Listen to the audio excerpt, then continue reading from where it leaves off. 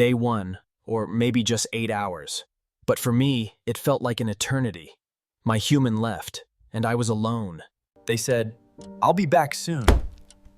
But what is soon? Minutes? Hours? Years? Every sound, every car, I thought, is that them? But no, it never was.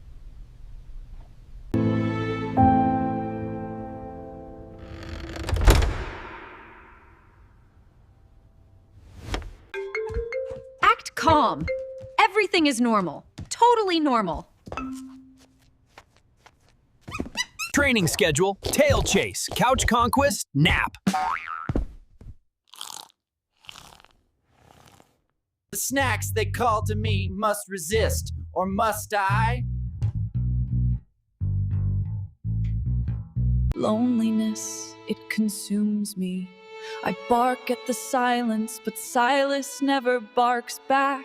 Wait! The sound! The jingle of hope! They're back! I survived!